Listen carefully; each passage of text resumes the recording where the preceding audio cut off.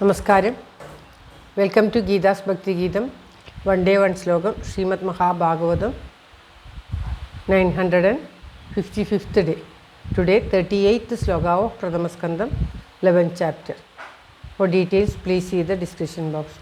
ഗീതാസ് ഭക്തി ഗീതം ഒരു ദിവസം ഒരു ശ്ലോകം. ശ്രീമദ് മഹാഭാഗവതം ഇന്ന് 955 ദിവസം. പ്രഥമസ്കന്ധത്തിലെ 11ാമത്തെ അധ്യായത്തിലെ 38ാമത്തെ ശ്ലോകം. ഓം നമോ ഭഗവതേ വാസുദേവായ. ഓം ശ്രീകൃഷ്ണ പരമാത്മനേ നമഃ. ഹരിശ്രീ ഗണപതയേ നമഃ.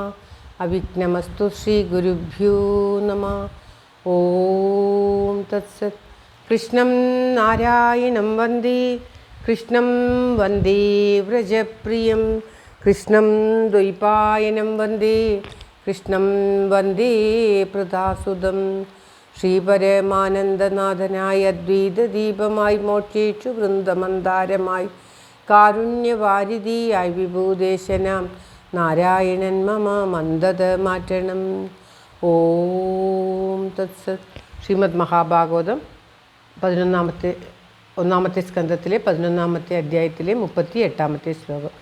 ഏതദീശനമീശസ്യ പ്രകൃതിസ്ഥോപി തദ്ഗുണേ ന യുജ്യതേ സദാത്മസ്ഥൈര്യഥാ ബുദ്ധിസ്തഥാശ്രയാ. ഓം തത്സത്. ഏതദീശ്വരമീശസ്യ പ്രകൃതിസ്ഥോപി തദ്ഗുണേ ന യുജ്യതേ സദാത്മസ്ഥൈര്യഥാ യഥാ ബുദ്ധിസ്തഥാശ്രയാ. ഓം തത്സത്. ഓം പദം പിരിക്കേണ്ടത് ഏതത് ഈശനം ഈശസ്യ പ്രകൃതിസ്ഥ അഭി തത് ഗുണൈ ന യുജ്യതേ സദാത്മൈ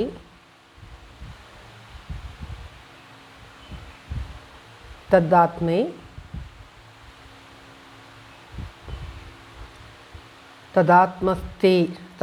സദാത്മസ്ഥേ അധ ബുദ്ധി തദാശ്രയ.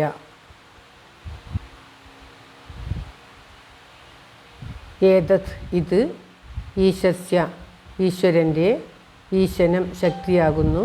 പ്രകൃതിസ്ഥ അഭി പ്രകൃതിയിൽ ഇരിക്കുന്നവനാണെങ്കിലും തദ്ഗുണേ പ്രകൃതി ഗുണങ്ങളാൽ സദാത്മസ്ഥേ എപ്പോഴും ആത്മാവിൽ സ്ഥിതി ചെയ്യും. സദാത്മ സ്ഥൈ എന്ന് പറഞ്ഞാൽ ഇരിക്കുന്ന, എപ്പോഴും ആത്മാവിൽ ഇരിക്കുന്ന ഗുണങ്ങളോട് തദാശ്രയ ആശ്രയിച്ചിരിക്കുന്ന ബുദ്ധി യഥാ ബുദ്ധി എന്ന പോലെ ന യുജ്യതേ യോജിക്കപ്പെടുന്നില്ല. അതായത് ഈശ്വരൻ്റെ ശക്തി നമ്മുടെ എന്തുകൊണ്ട് സംഗതിയല്ല, ഭഗവാൻ എന്തുകൊണ്ട് ഒന്നിലും സംഖ്യയല്ല എന്ന് കാണിക്കാൻ ആ ഭഗവാന്റെ ഐശ്വര്യത്തിൻ്റെ ലക്ഷണം വിവരിക്കുകയാണ്. പ്രകൃതിയോട് ചേർന്നിരിക്കുന്നവനാണെങ്കിലും പ്രകൃതിയുടെ സത്വാദി ഗുണങ്ങളുടെ ശക്തിക്ക് അധീനനായി ഭവിക്കാത്തത് ഈശ്വരൻ്റെ ഐശ്വര്യത്തിൻ്റെ ലക്ഷണമാകുന്നു എന്നാണ് പറയുന്നത്. ഇങ്ങനെയെന്നാൽ ബുദ്ധി ആത്മാവിനെ ആശ്രയിച്ചിരിക്കുന്നു, എങ്കിലും ആത്മാവിൻ്റെ ഗുണങ്ങളാകുന്ന സത്ത, ആനന്ദം എന്നിവകളോട് സദാ യോജിച്ചിരിക്കുന്നില്ല.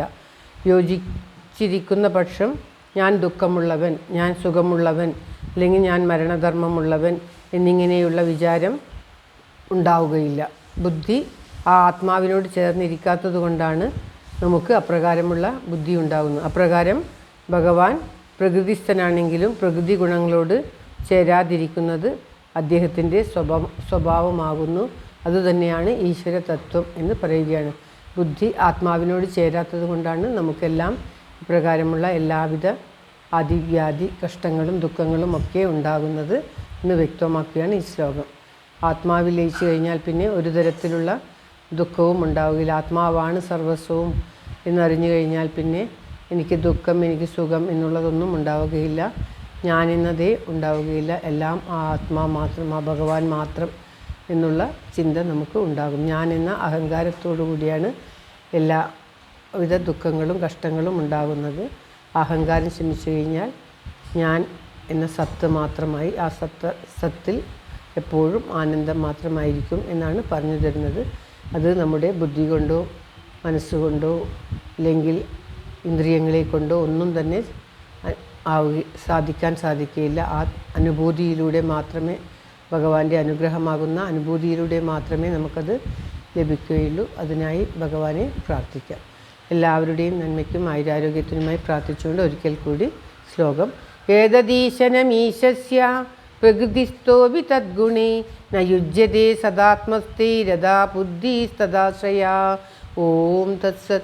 സർവത്ര ഗോവിന്ദനാമ സങ്കീർത്തനം. ഗോവിന്ദ ഗോവിന്ദ. എല്ലാവരുടെയും നന്മയ്ക്കും ആയുരാരോഗ്യ സൗഖ്യത്തിനുമായി പ്രാർത്ഥിച്ചുകൊണ്ട് ശ്ലോകം ഭഗവാന്റെ തൃക്കാൽക്കൽ സമർപ്പിക്കുന്നു. ഗീതാരാജൻ. ഓം തത്സത്. ഓം